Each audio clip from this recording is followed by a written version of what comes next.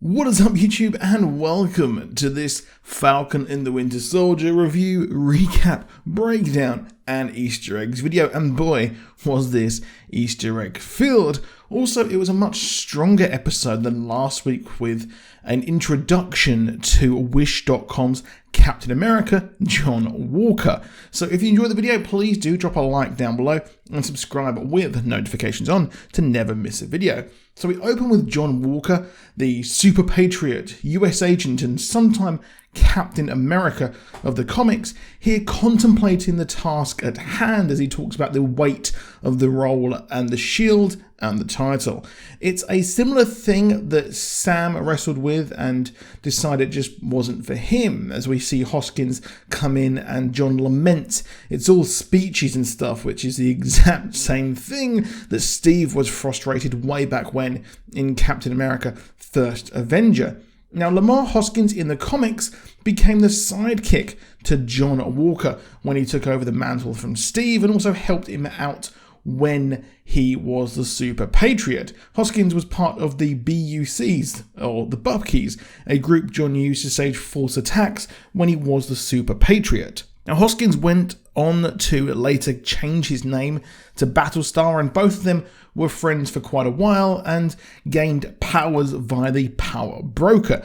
But here they clearly don't have powers from the Super Soldier Serum, but it's inevitable they will. Now, John puts on the costume and runs out and does the typical PR stuff at his old high school and has the stuff that Captain America would do. And instead of getting people to buy war bonds, here he is on Good Morning America. A video package shows that he's been training with the shield and is the only person to receive 3 Medal of Honors, and his skills are off the charts. It's quite a ways away from our previous Cap, who was a skinny dude who had a lot of fight in him. But yes, as we've seen, strong people who take the serum, they turn out to not be the best people.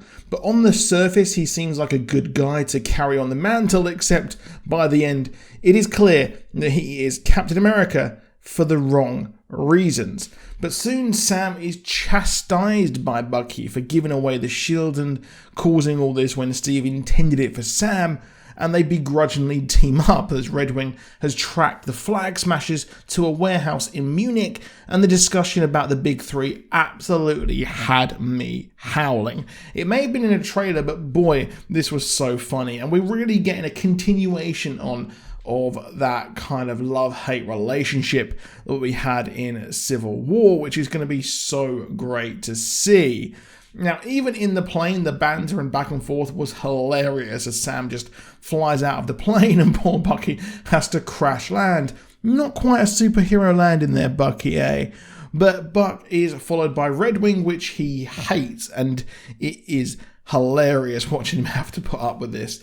Now, giving Sebastian Stan a more meaty role here is long overdue, and I'm sure the Stans here are absolutely eating up this Bucky Barnes content.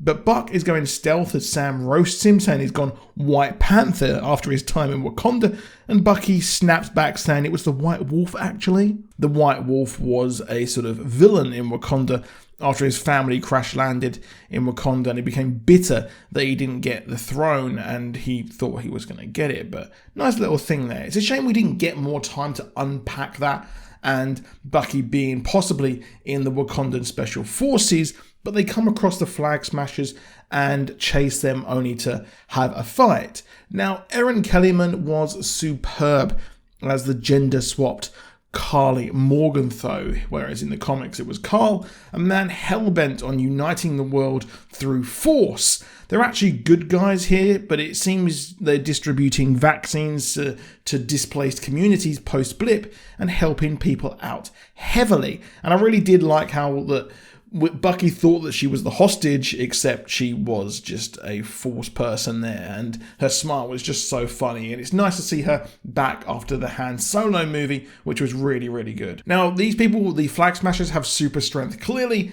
and I imagine it is from the Super Serum as John Walker and Battlestar come to save the day. I thought it was super cool, and the fight scene was just so unique, seeing it on top of the trucks and seeing our heroes here on the back foot. However, rest in peace, Red Wing. You are forever in our hearts. The fight scene worked well, and Bucky and Sam landing together was hilarious. John Walker busts out a gat, and hey, that's not very Captain America of you, is it?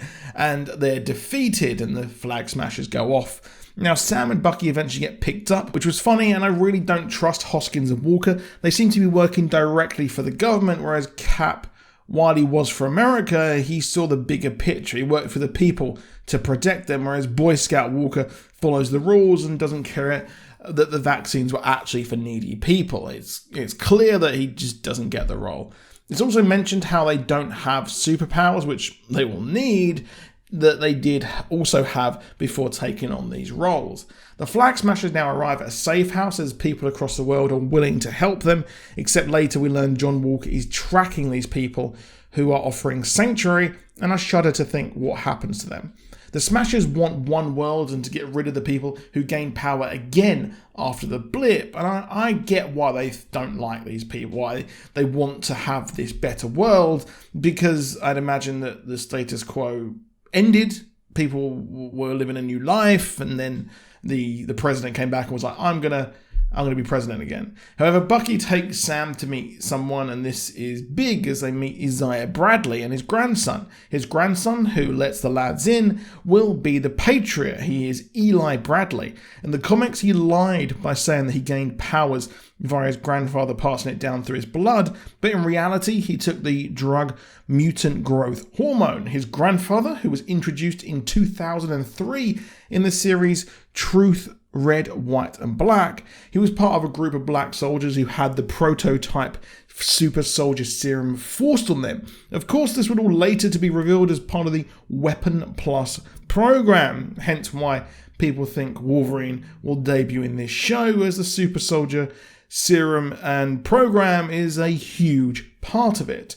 Now, I like how Bradley fought in the Korean War against Bucky, and it's two soldiers on opposite sides coming to terms with each other. Bradley wants nothing to do with him, seeing Bucky as the enemy and saying maybe only the villains can decide to stop killing people, and his people, meaning Hydra. Now they leave but are accosted by the police in a very poignant moment, and is a very apt mirror onto society, but it turns out Bucky is the one who is getting arrested as he missed his therapy, and we get another golden scene of the pair essentially having couples therapy. John Walker gets them out of jail, and Sam mugs the wannabes off by saying they have laws and regulations to abide by, whereas our Avengers can really do what they want. However, something tells me John Walker won't be abiding by the rules of engagement, is essentially going to be a Homelander style guy. He's an utter D-bag and says stay out of his way, and okay hun, don't, because you're going to get absolutely destroyed. We then cut to the Flag Smashers, who are being hunted by the Power Broker. The Power Broker was the one in the comics who gave John and Hoskins their powers, and it seems Carly stole his super serum supply, and one of them is killed helping get the others out.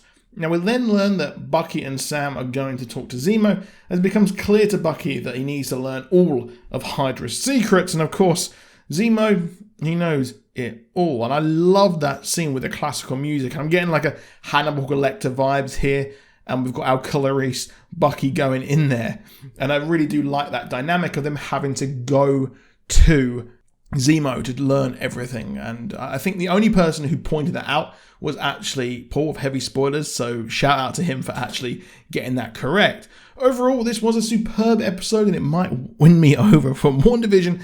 Nice lot of Easter eggs and such to enjoy. But next up, I've got my Invincible episode 1 to 3 breakdown. That will be coming out tomorrow, and moving forward, it will be on Saturdays I break down Invincible, because 2 episode breakdowns in one day is a bit too much for me to do with a full-time job and a child. But that is it for this video, so please do drop a like down below, do subscribe with notifications on, and please do have an awesome day and treat people how you would want to be treated. That is your homework for this week. I'll see you soon, and goodbye.